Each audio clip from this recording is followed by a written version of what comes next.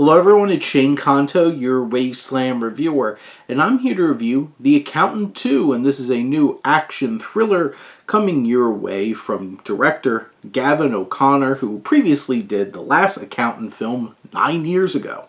And this tells the story of Christian Wolff, played by Ben Affleck, who returns as the titular accountant after the death of Ray King, J.K. Simmons' character from the last film.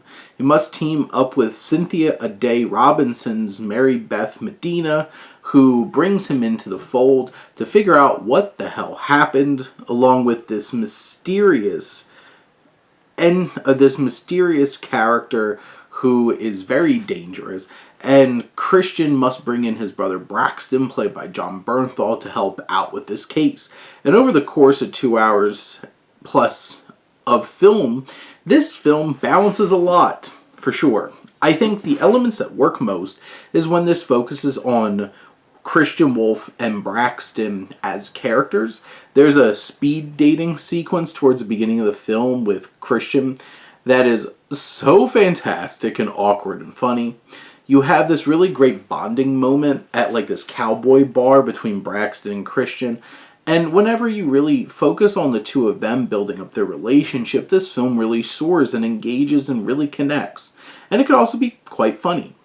There's that awkward humor from Christian's autism and how he interacts. This film, I think, deals with some serious issues and elements. Their relationship and the struggle to build a relationship, I think, is tackled with tact and a lot of forethought. You also have crazy elements like this whole Hanover Institute that Christian Wolff is bankrolling with all these autistic children, and how he has his whole entire team of powerful autism people. And you have his, like, person in the chair, the British voice, with his non-vocal partner in crime, along with her whole team of young and up-and-coming autistic, like, espionage spies and stuff like that. This film gets a little ridiculous at times, but it's like, that's a fun element, and they're very crafty. And it also at times brings in some interesting questions about morality. And it gets, like, really convoluted with women trafficking and child trafficking and all of these different kinds of elements. This mysterious hit woman and all of these layers. It does have some interesting twists and turns to see how this all comes together. But, you know, the more this film doesn't focus on Christian and Braxton, the less engaging it is. It is a very stuffed film and has so many elements, but overall there's a decent amount of heart here. I think the action is really quality. You have J.K. Simmons kind of anchoring this action sequence at the very beginning of the film that draws you in. There's not a ton of action.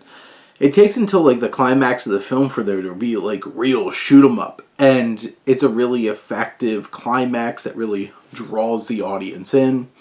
And this film is well shot. I think O'Connor really captures an intense atmosphere about it.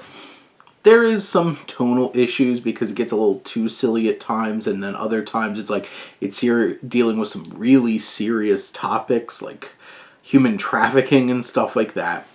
And there's definitely elements where you have to like check logic and suspend your disbeliefs at the door to really, commit to the film.